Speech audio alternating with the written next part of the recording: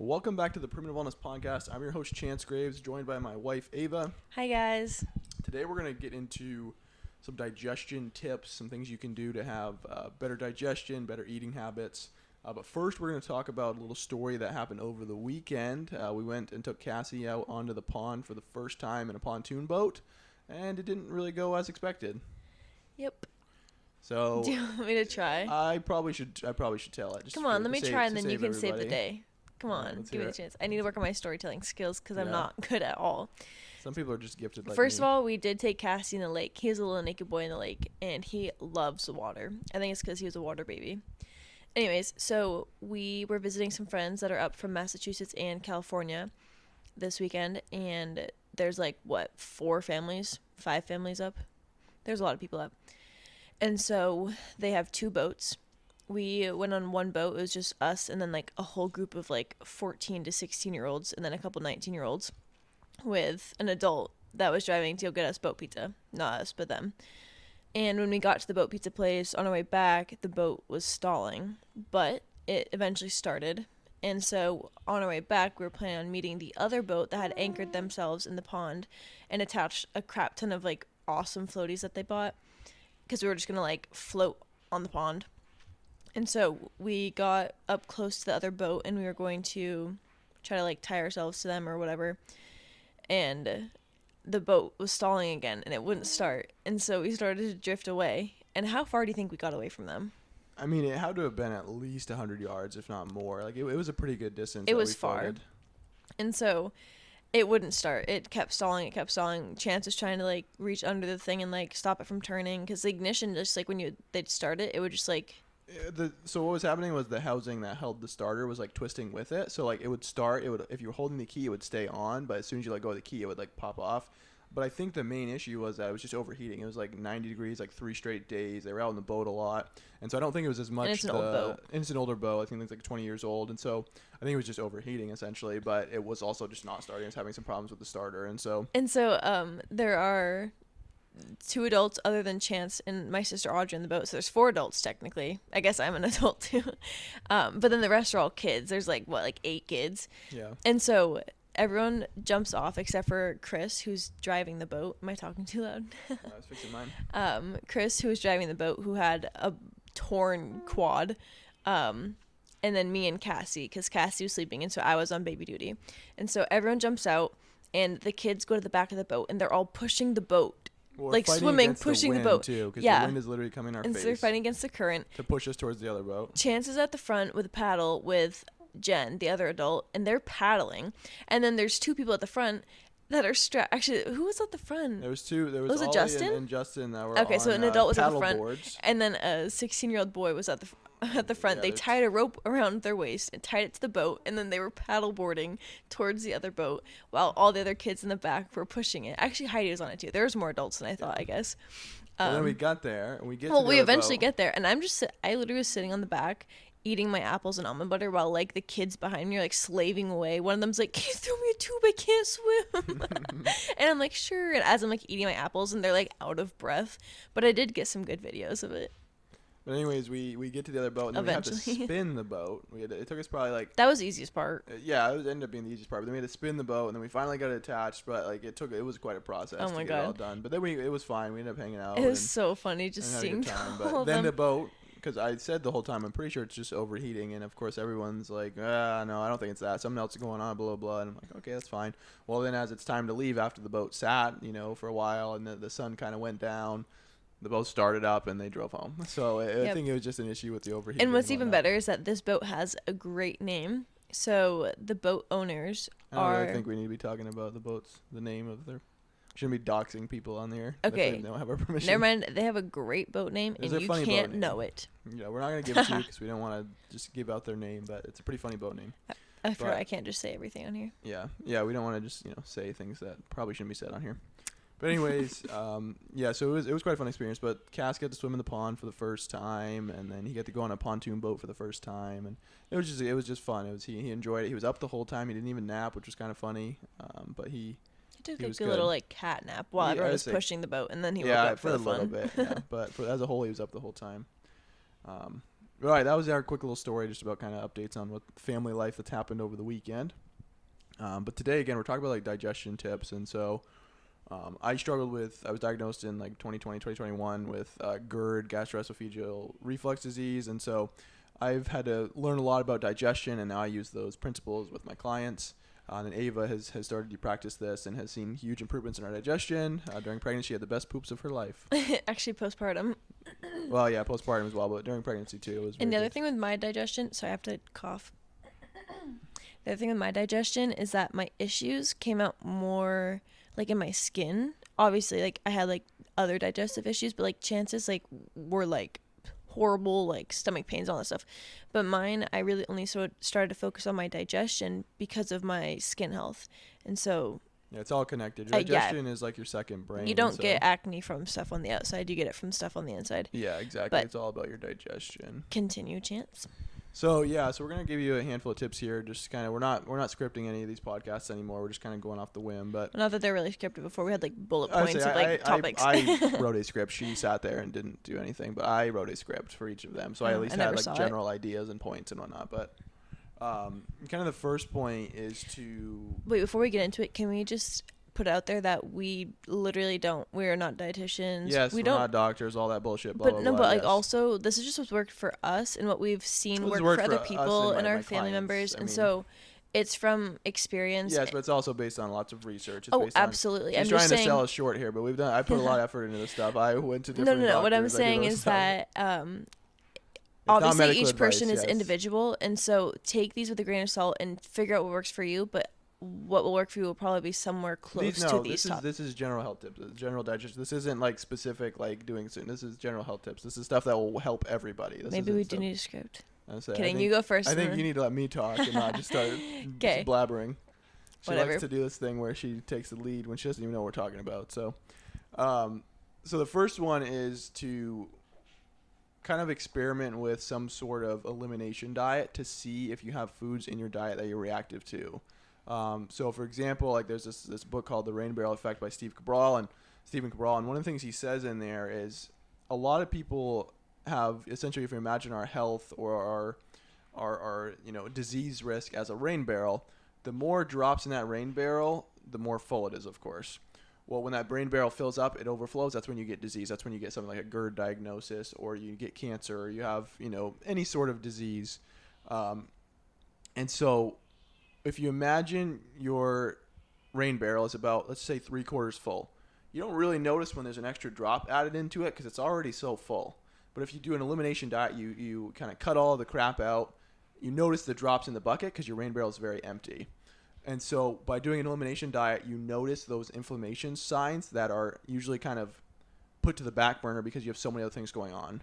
Another analogy is like you have a smoke alarm going off in the background, but you're in a house where everybody's screaming, there's music blaring, there's lots of noise. You don't notice the smoke alarm. And so if you can shut down all those other sounds, those noises, the chaos, you'll be able to notice the smoke alarm.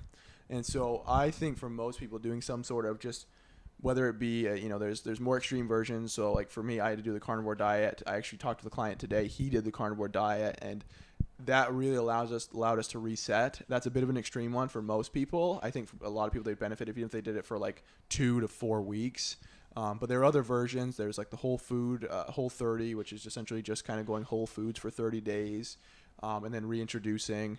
But there's a plethora of different ones, the paleo diet, even a keto type diet. Well, and you can eliminate whatever foods you feel like you could have issues with, or foods that are most commonly like inflammatory, like taking out gluten or taking out processed wheat, flours, and taking out dairy or whatever, like dairy, beans. I don't know. Anything that you feel like you are or could be reactive to. You also could keep like a food journal. So like doing a food journal of, every meal you eat for the next 2 weeks. And then, writing down how did you feel while you ate it? How did you feel 2 hours after eating it? How did you feel, how did you sleep that night? Just stuff like that to track, like, oh, maybe there is some stuff going on here. It gives you that awareness, and then kind of eliminating based on certain ones. So, like, the common food, like, intolerances or allergens are things like dairy, wheat, grain, FODMAP foods, which are fermentable carbohydrates. You'd have to look them up. There's a plethora of them. and then like chocolate. There's a good amount of things that you could cut out, but start with the big ones like dairy, eggs are another one, and then grains, and then reintroduce those slowly, and see how you feel, see how you react, because that will give you some signs whether or not you have intolerance to those. And one of the things Abe and I actually discussed before the podcast was, so a healthy gut is able to handle most of these foods unless it's an allergic reaction. So if you just have an intolerance, if you can heal your gut, you are able to then reintroduce those foods without issue. The problem is nowadays our guts are so damaged from antibiotics, from C-sections, from pesticides, GMOs, like endocrine disruptors, all of this stuff. Processed foods. And so it's really challenging to fully heal your gut because it's so many damages. So it can take a long time. So to be honest with you, I've just given up some of the foods that I notice I react to because it's just not worth the time and effort to overcome those intolerances, overcome those challenges. But there's a trade-off there. If it's a food you really love, then maybe it's worth putting in the effort. But for me, for example, like white potatoes are a funky one that cause issue for me. I feel like I get lots of inflammation. I get headaches. I get migraines. That's a type of FODMAP. And so it's a nightshade, which is like a tomatoes, eggplant, whatever. And so I don't really eat a lot of those foods because I notice when I eat those, I have bad reactions. For me, it's honestly easier just to not have them in my diet because I don't crave them that much. So it's just not worth it.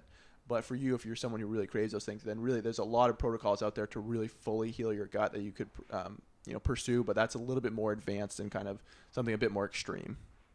The other thing too is when you do cut out foods and then you reintroduce them, you can notice how it affects you a lot more than if you just do a food journal. Like I think food journals are a great place to start. Yeah, I have a lot of my clients start with that. That was really loud. When you eat a food every single day, like multiple times a day or even just like once a day, you don't really realize what it's doing to you. But once you cut it out for a while and then you reintroduce it, your body has a much bigger reaction to it. And so it's much more noticeable. You don't have to look so hard for all the signs and symptoms. Like, for example, I know we talked about like cutting out seed oils in one of my pregnancy ones, but when I cut out seed oils for good and then I reintroduced it, I had a much bigger reaction to them than when I was having them on a consistent basis. And so that's why eliminating them is so great, because then when you reintroduce it, it's not like detective work. It's going to tell you whether or not you can handle that food very obviously. Much more obvious, yeah. And I think how long do you think people should eliminate those foods? I would say at least 2 weeks. Yeah, I would say minimum 2 weeks, but 30 days. 30 days would be better. Because it allows your body to have time to reset, and then you can have those foods back into your diet and then just see how they go. Yeah, start with one at a time too. Like, okay, you know what? Like, I feel like maybe I have issues with eggs. Start there. Just cut the eggs out for 2 weeks, to as much as a month, and then reintroduce, have like one meal with an egg in it and just see how you feel. And yeah, I want to reiterate too, like eggs obviously are a really great health food, but if you are intolerant to eggs at the moment, like that is going to cause inflammation, and that's going to hurt your body, and that's not going to be a health food for you at that time in your life. And so don't be alarmed, I guess, if you are finding that quote unquote healthy foods are inflaming you or causing digestive issues. Just take them out of your diet for the time being, and then try to dig deeper into how to heal your gut, and then try to reintroduce them. We won't go into how to heal your gut in this episode just because there's like so many other things to talk about. But we probably will do that at some point. But you can also just like look it up yourself. And then when you feel like you're in a better spot, then you can try to reintroduce those foods. Yep. Yeah. It's again, like it comes down to you aren't what you eat, you are what you digest. So if you absorb. And yeah, I would say digest. That's essentially what digestion is. That's just what Josh Deck always says, so I like to say it. Interesting. Okay, yeah. Josh Deck has a good podcast called Reversible. That's a podcast that talks a lot about gut health. It's like so all about gut health. It's really great. Yeah, and so that's a great starting point. Is again, a basic place is a food journal, but a little bit of a level up is to try like an elimination diet, or at least just eliminating certain foods that are like common allergens or common intolerances, and then reintroducing one at a time, seeing how you react. Kind of another place to go from here to improve your digestion is to prioritize eating protein and fat. A lot of time people are just doing one or the other. In particular, typically they focus on protein. If you're health oriented, you'll focus on getting that protein, but you cut out the fat because fat's unhealthy. But fat plays a super beneficial role in digestion, very similar to fiber, except fat kind of acts as the lubricant that helps move and mobilize the poop essentially. And so if you're lacking fat, you tend to have worse poops. They tend to be more dry, or they tend to actually be like diarrhea. And so we need that fat to help move digestion along. Fat, of course, also has so many benefits with nutrient absorption, hormone health, as well as just providing a good, healthy energy source for the brain.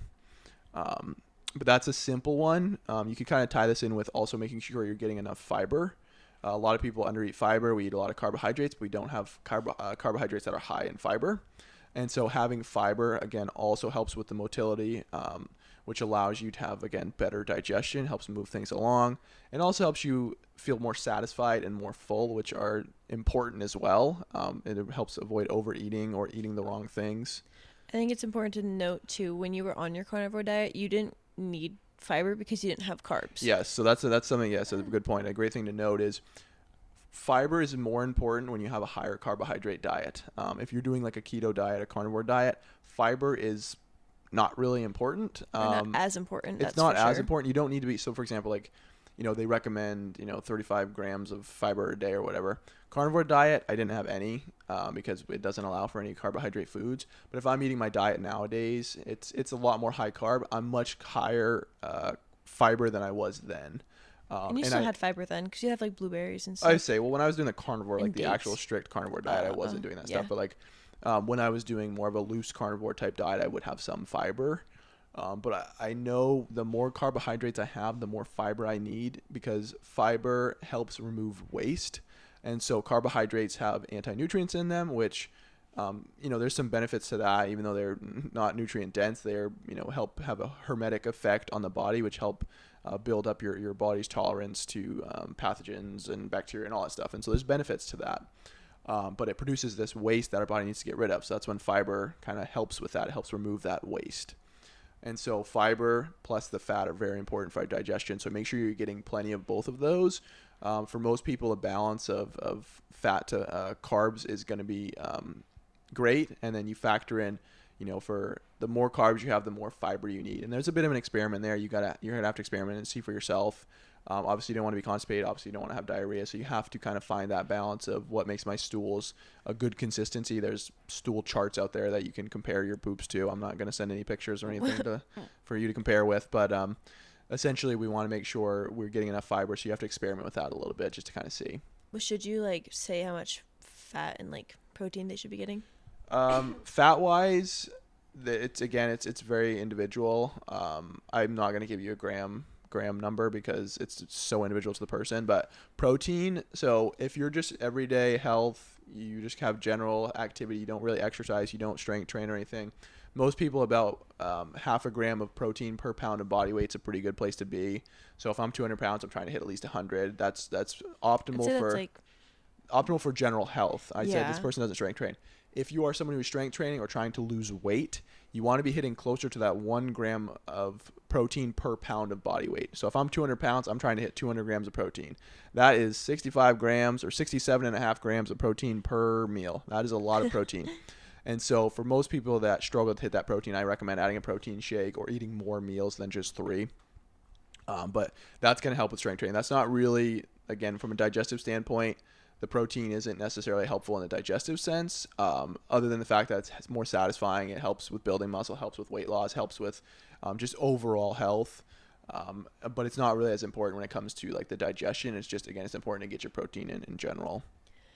Can I throw off an idea? Yep. Okay. The next one I would choose is eating whole foods.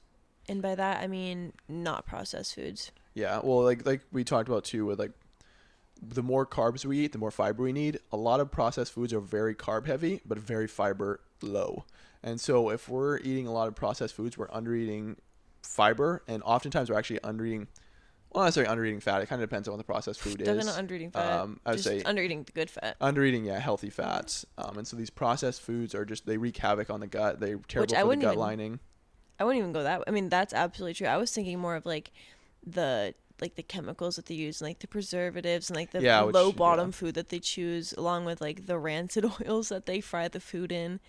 But I didn't even think about the macros being off, because you're absolutely right. It's filled with just empty carbs and no fiber, and then it has a lot of the fats that you don't want and like none of the fats that you do want. Yep. Because the fats that they choose are like the seed oils that they Like rapeseed literally oil and they canola repurpose. It's actually just like a waste product. Rapeseed oil is a byproduct of the winemaking process. Canola Yeah. oil, if you look up videos on how it's processed, it's literally like a industrial process. It's very, very strange. Disgusting. They were So it's first definitely- used as lubricants for machines. Like that's the first development of seed oils in the 1900s was to help lubricate machine parts. Yeah, and My dad to this day uses vegetable oil to lubricate his chainsaws. And there's a type of, I don't know which seed oil, but one of them is, it's just like a waste product. And they're like, we have a lot of this. How else can we use it? It's not made. I know rapeseed oil is a waste It's not product. made for us, that's for sure. So the healthy fats that we're talking about are fats that come from animal products or like avocados, basically. Yeah, avocado, or olive oil. Yep. Um, Avocado and olive oil, coconut oil. Yep, coconut oil Then is any good. of We the just animal can't have it. fats, butter, tallow, lard, any of those are fine. Because it's like, if it makes sense. It's coming from an animal, and we are animals. Or are we animals? We're mammals? We're animals, but we evolved eating That's animals. what we need. That's you what can our be body's a vegan. made That of. is totally fine. We understand that, and if that's what you believe in, that's what you believe in. But you're hurting your health by doing that. Yep. Because we evolved to have animal products. We evolved to have plant products. We evolved to have both. We learned this in basic biology. Each cell has a lipid bilayer. Each cell. We have like trillions of cells. What do you think a lipid bilayer is made of? Lipids. What do you think a lipid is? It's from fat. So you need fat, and you need real Most fat. people I don't think know what lipid means, but Okay, well, essentially obvious. lipid means fat. So yeah, you need it for every single cell in your body. But yeah, processed foods, they are filled with chemicals and preservatives and food things that you don't even want to know where they come from. They're not even real I food. say there's 60, 70 Like, ingredients. Some of yeah. them like They have the natural flavors that can be like Chance said, like 70 different things. There's dyes. You want to avoid those. You want to eat the whole natural foods that our bodies are used to eating, that our grandmas ate, that our great grandmothers ate. I say if you just ate whole foods, if that's the only step you took from this podcast, you'd probably see at least a 25 to 50% improvement in your at digestion, least. just that alone. Because our I'd say. bodies, it's kind of like the rain bear analogy where when we eat whole natural foods, our body listens to those signals much better than we eat processed foods. Processed foods are literally like Frankenstein products. Like they're invented, they're designed to go around our body's natural signals to make you eat more and buy more. It's not as heinous as they're trying to poison us necessarily, but they're trying to sell you more product. They're trying to get you addicted. How many times have you eaten something that's processed and you're like, oh, the next one will be better. Oh, the next one will be better. Well, exactly. Oh, the next one will be a little bit Yes. better. And they never it never are. hits that, but you always are on that level of thinking Yeah. that it's going to be the next bite will be better. And this is coming from people that, again, we used to get high and we used to snack on the most processed junk of all time. Oh, it's so good. And so we've been there. And so we understand this. And once you break that cycle, you don't crave it anymore. Hey, you just can have to still get high break and that binge. cycle. You just have to make homemade stuff. It's just you get past that addiction, and you overcome that addiction by eating whole foods, eating good foods. Your body literally craves those. You can literally stop eating candy for 2 months, and then fruit will taste like friggin' sweets to you. Like a date will be like the sweetest, yummiest thing of all time because you reset those sugar sensory, taste buds and whatnot. And so if you cut that stuff out, you'll actually notice food, like real food, will taste better. Yeah, it's bland right now when you're eating freaking 40 grams of sugar per like bite. But when you cut those things out, normal foods, natural foods actually taste good. And so you don't need to douse them in sugar or salt or fat to make them good. You can have them without all that stuff. And honestly, we douse them with fat and salt, but fat because but fat and salt are good real for fat you. and But salt. most products, they combine fat, salt, and sugar, that's when it's a trifecta that's not good. Fat and sugar are never naturally occurring together in a product. They're never like that. Well, I get so technically yes, that's really the only one. Yeah. But that's a little bit different because that's Milk is so food yummy. for babies. But and we drink a shit ton of raw milk, so I'm not gonna act like it's food for babies. But But it is. But essentially, that you're right. That's a little bit different. I was thinking more animal fat plus, but I Yeah. guess that is animal fat kind of. It is animal fat. But Yes. like you said, it's different. 'Cause It's a for byproduct babies. of animal. I'm thinking animal fat like attached to the animal. Yeah. But I guess butter is the same thing. So yeah.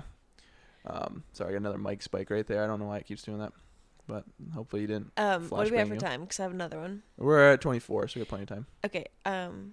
The next one I would say that goes right into this is if you're going to eat veggies, cook them. Yes. Because raw veggies are much harsher on the gut. Because Well, they also give you veggies friggin' can't... diarrhea diseases like the one that's going around right now. Okay, yeah.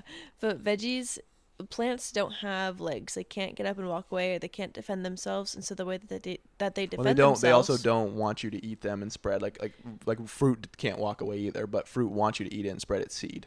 Yes, but I'm saying plants. Yeah, fruits. I said veggies. I know, Cook but your veggies. You said... Yes, but okay, you also then said vegetables that... cannot get up and walk away, and Yes. so they have to have defense mechanisms in place to defend themselves so that they don't go extinct, basically.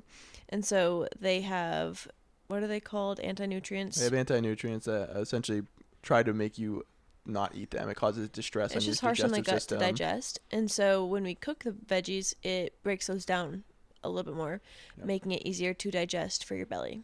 It's essentially like how you make a smoothie. It makes it this like liquid.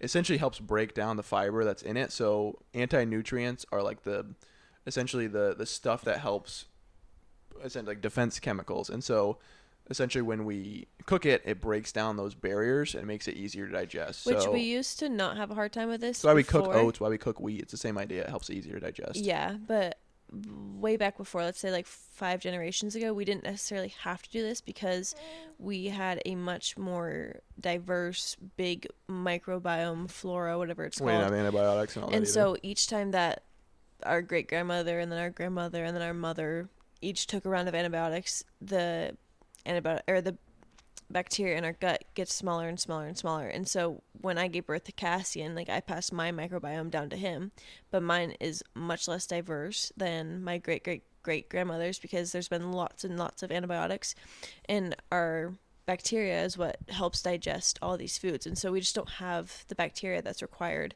to help digest these. But also even then, when they had the good bacteria to help digest these vegetables, people have been cooking veggies forever or fermenting them because that does the same thing. Or sprouting or soaking. Like there's a lot of ways to break it down.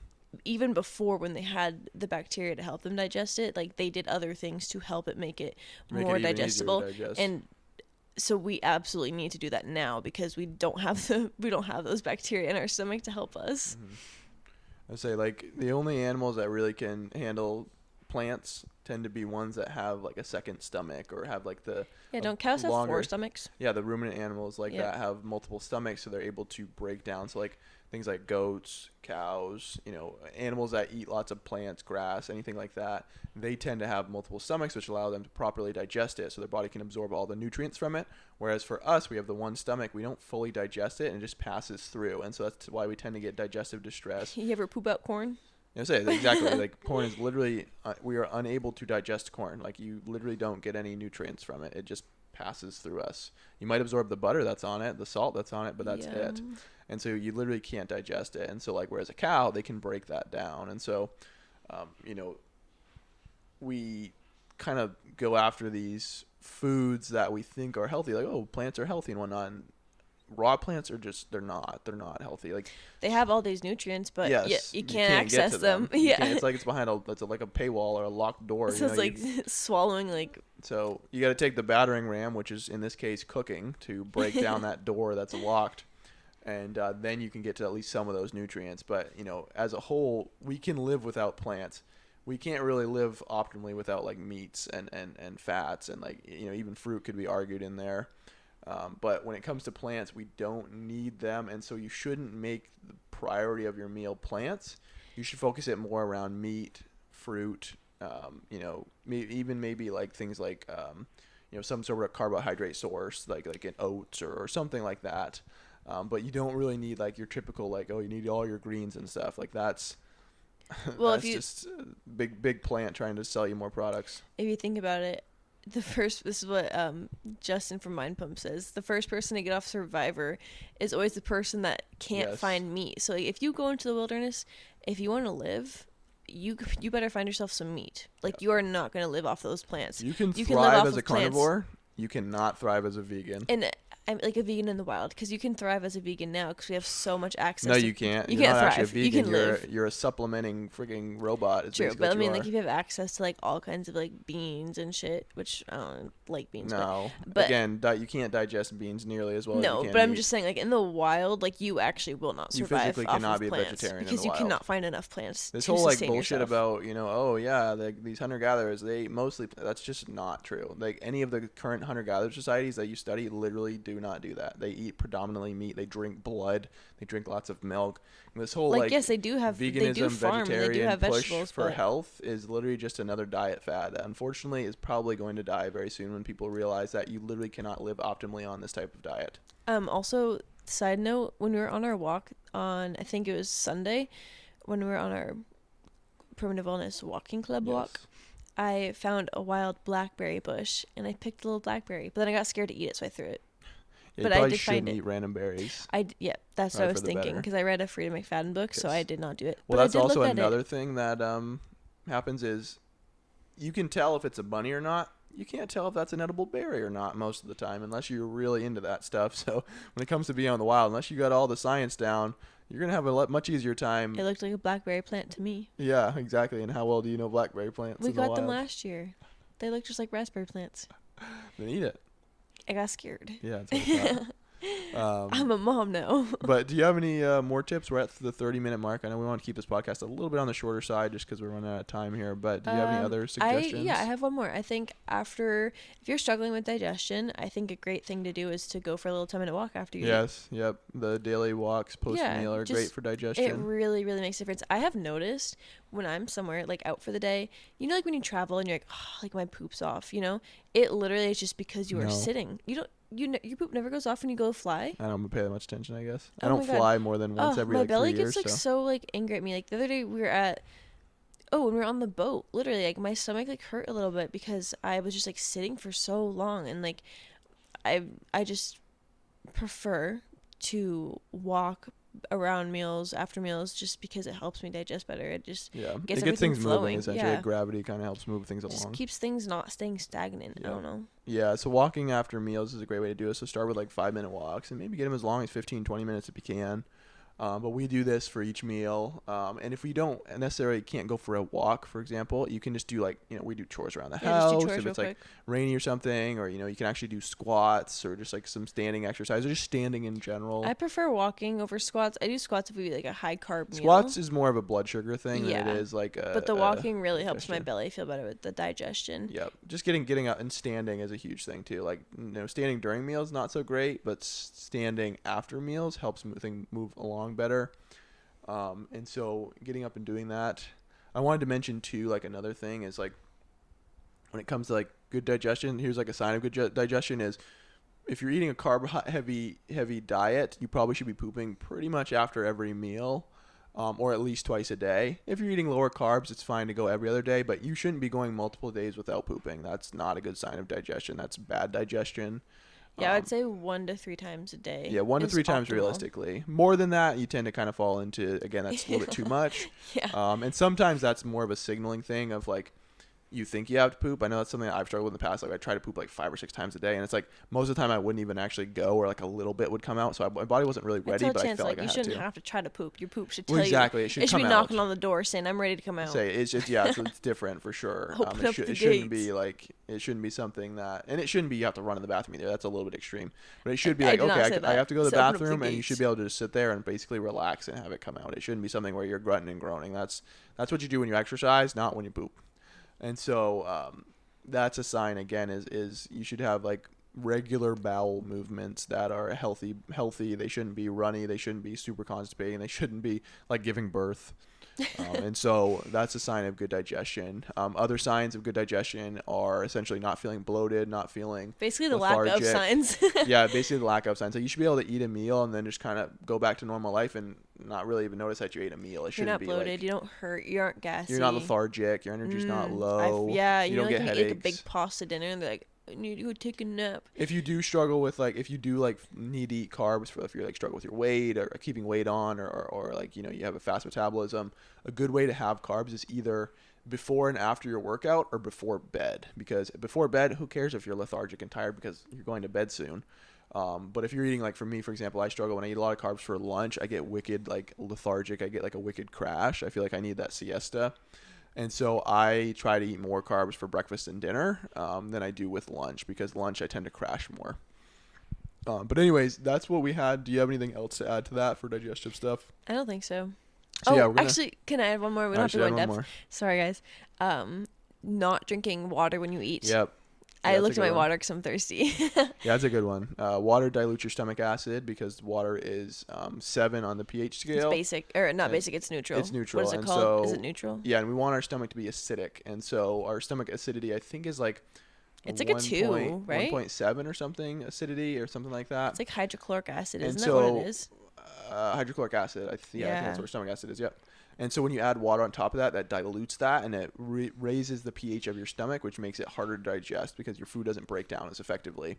And so if you're going to have water, try to have it realistically for most people 30 minutes before and 30 minutes after. You want to have no water. A better one would be probably an hour each direction, but 30 minutes is fine, especially if you don't really notice any digestive stress. If you have acid reflux, you should wait as long as you need to not have it. But water with meals, again, is very diluting. You can have things like milk, kombucha. That's realistically probably it. A lot of people drink alcohol while they eat, and that's not really a great thing either. Pretty much just kombucha and milk are two good ones. I think alcohol's a little acidic. Fruit juices fruit juices are fine as well. I mean, those things are all not really super acidic, but they have like they don't dilute in it them, near so as much. Just different. Yeah, our body, it's different. It's different than water, because water, again, has no nutritional value outside of like hydration, and so it just is diluting. It dilutes the stomach acid. But all right, I'm gonna wrap it up before she goes and throws off any more. But we're gonna start doing podcasts like this where it's just kind of off the whim, off of like our the top of our heads here, and we're not gonna really script things too much. I was scripting things. She was just kind of sitting there looking pretty. Too bad you can't see me. So yeah, thank God. I'm just kidding. All right. But anyways, thank you guys for listening. We're gonna continue to try and post these weekly. We've had a bad habit of recording these the night before they go out because we've just been in a bad habit, but we're gonna try and be better about that. So again, thank you guys for listening, and we will catch you next week. Bye.